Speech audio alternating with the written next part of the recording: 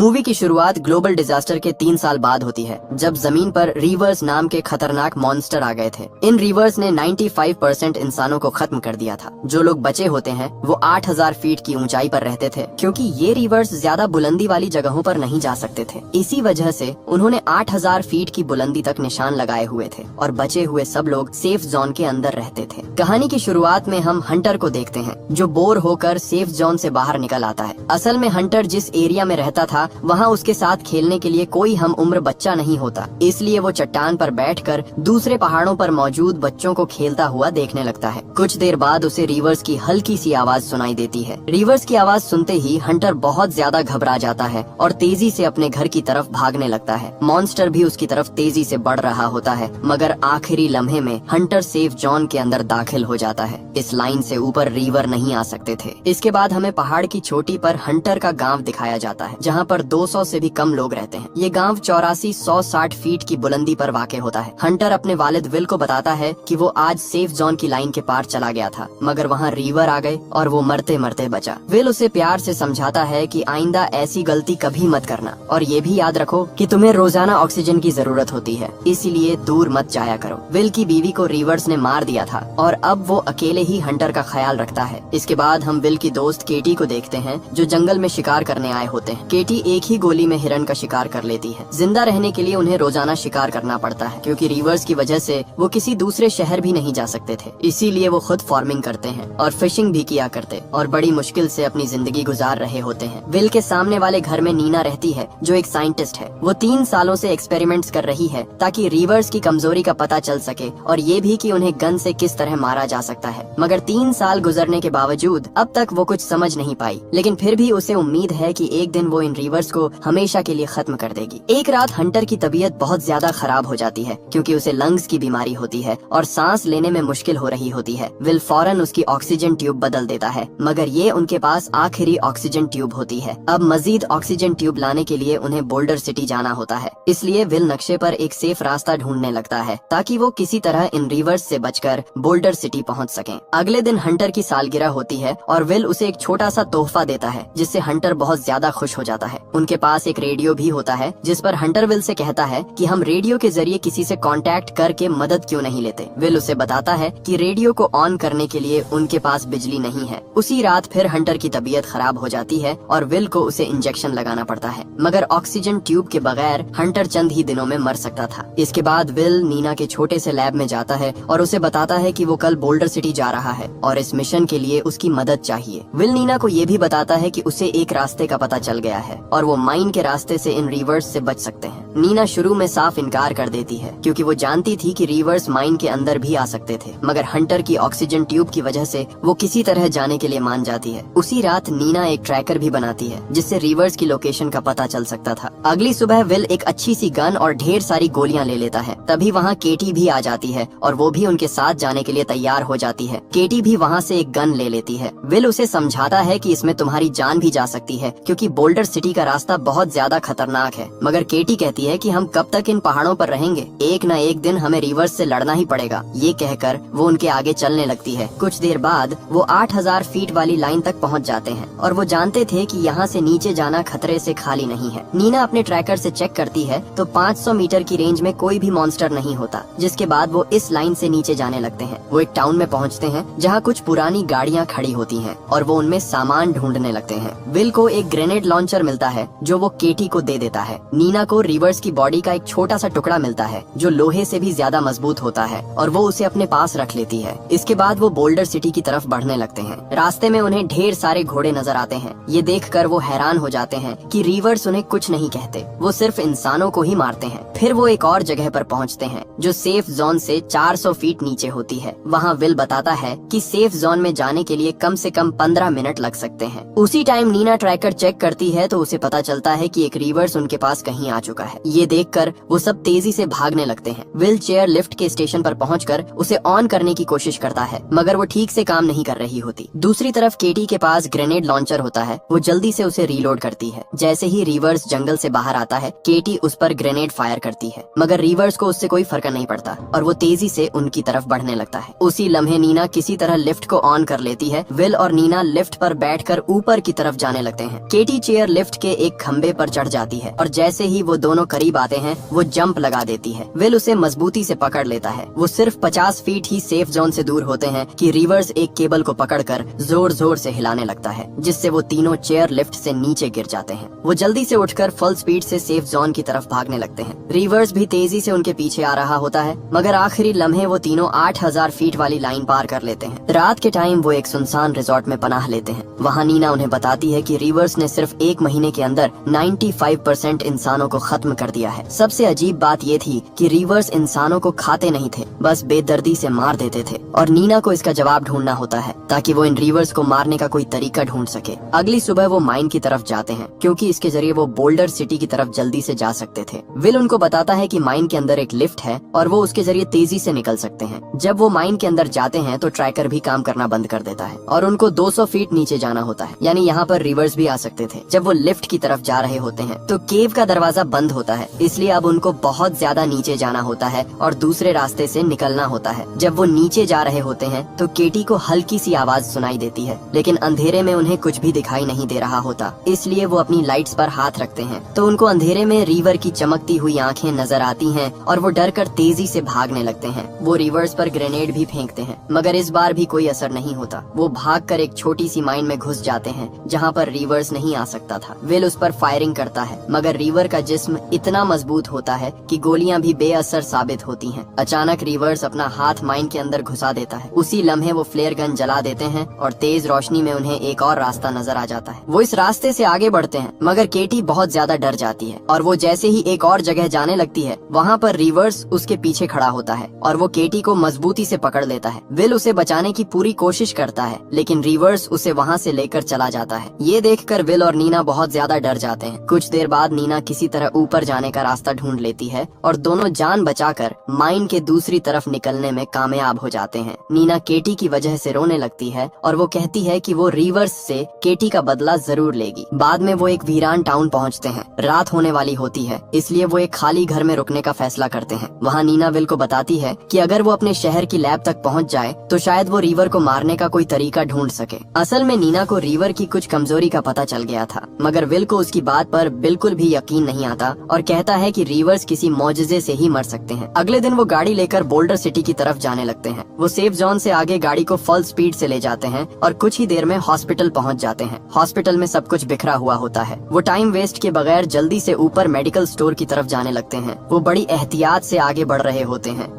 जब वो स्टोर में पहुंचते हैं तो विल वहां से ऑक्सीजन ट्यूब्स को ढूंढने लगता है। तभी नीना को रिवर की आवाज सुनाई देती है और वो उनकी तरफ तेजी से बढ़ रहा होता है। विल को उसी टाइम ऑक्सीजन ट्यूब्स भी मिल जाती हैं और वो ट्यूब्स को बैग में पैक कर लेता है और दोनों वहां से भागने लगते हैं। रिवर दीवार की दूसरी तरफ से हमला करता है, मगर वो दोनों उसके हमले से बच जाते हैं और वो तेजी से ऊपर वाले फ्लोर पर जाने लगते हैं। तभी विल को रिवर पकड़ लेता है। नीना समझदारी से काम लेती है और वहाँ पर रखी कुल्हाड़ी उठाकर रिवर्स को जोर से मारती है, जिससे विल रिवर्स के हाथ से निकल जाता है। फिर वो भागकर आखिरी कमरे में जाते हैं जहाँ पर विल को ऑक्सीजन सिलेंडर्स नजर आते हैं, जिनको देखकर विल को एक आइडिया आता है। वो खुद एक टेबल के पीछे खड़ा हो जाता है और जैसे ही रिवर उसकी तरफ आता है वो ऑक्सीजन सिलेंडर्स को गोली मार देता है, जिससे एक बहुत बड़ा धमाका होता है और वो रिवर्स खिड़की से नीचे गिर जाता है और बेहोश हो जाता है। अब वो दोनों समझ रहे होते हैं कि रिवर अब मर चुका है। फिर नीना कहती है कि मुझे मेरे ओल्ड लैब तक ले जाओ, मैं वहाँ पर रिवर को मारने का तरीका ढूंढ सकती हूँ। विल इनकार कर देता है क्योंकि उसे ऑक्सीजन ट्यूब्स को जल्द से जल्द हंटर के लिए गांव ले जाना होता है। नीना उसको समझाती है कि एक न एक दिन हमें इनसे लड़ना तो होगा, कब तक हम इन पहाड़ों की चोटी पर फंसे रहेंगे। विल उसकी बात समझ जाता है और फिर वो लैब की तरफ जाने लगते हैं। जैसे ही वो दोनों वहाँ से जाते हैं रिवर्स फिर से होश में आ जाता है। लैब भी सेफ जोन से बाहर होती है, इसलिए रिवर्स किसी भी टाइम यहाँ आ सकते थे। वो लैब के अंदर जाते हैं। नीना ने पहले से ही सब कुछ सोचा हुआ होता है। वो जल्दी से सब कुछ इकट्ठा करती है और उस केमिकल को बुलेट पर लगा देती है और जब फायर करती है तो वो भी काम नहीं करता। तब विल कहता है हमें वापस चलना चाहिए। नीना कहती है कि तुम वापस गांव चले जाओ क्योंकि हंटर को ऑक्सीजन ट्यूब्स की सख्त जरूरत है। मैं तब तक वापस नहीं जाऊंगी जब तक कोई हल न ढूंढ लूं। विल कहता है तुझे यहाँ रिवर्स मार देंगे। नीना कहती है मैं अकेली ही बची हूँ, मेरी कोई फैमिली भी नहीं है, अगर मैं मर भी गई तो किसी को कोई फर्क नहीं पड़ेगा, तुम जाकर अपने बेटे को बचाओ। विल भी उसकी बात मान जाता है और ये सुनकर विल अकेला ही गांव की तरफ गाड़ी पर फुल स्पीड से जाने लगता है। अभी विल रास्ते में ही होता है कि गाड़ी का टायर पंक्चर हो जाता है, जिसकी वजह से गाड़ी उलट जाती है और विल बेहोश हो जाता है। विल कई घंटों तक बेहोश पड़ा रहता है। दूसरी तरफ नीना भी एक्सपेरिमेंट कर रही होती है। वो बुलेट पर एक और केमिकल लगाती है, मगर जैसे ही फायर करती है फिर उसका एक्सपेरिमेंट फेल हो जाता है। तब नीना बहुत ध्यान से सोचती है और उसे एक जबरदस्त आइडिया आता है। इस लैब की तरफ मॉन्स्टर भी आ रहा होता है। नीना जल्दी से फिर काम शुरू करती है और उस केमिकल को बुलेट पर लगाती है और जब फायर करती है तो इस बार एक्सपेरिमेंट सक्सेसफुल हो जाता है। दूसरी तरफ विल को भी होश आ जाता है। जब वो गाड़ी का शीशा तोड़कर बाहर निकलता है तो देखता है कि एक रिवर्स कुछ ही फासले पर खड़ा वो मॉन्स्टर तेजी से विल की तरफ आने लगता है। विल जल्दी से गाड़ी से बैग निकालता है और सेफ जोन की तरफ भागने लगता है। सेफ जोन तक पहुंचने के लिए उसे 2000 फीट ऊपर जाना होता है। रिवर तेजी से उसकी तरफ बढ़ रहा होता है। तभी एक और रिवर उसके सामने भी आ जाता है। विल उस पर फायर करता है, मगर रिवर पर कोई असर नहीं होता। विल समझ जाता है कि अब वो नहीं बचने वाला। विल को रिवर्स ने चारों तरफ से घेर लिया होता है। तभी नीना वहाँ पर आ जाती है और जैसे ही उसे गोली मारती है वो रिवर्स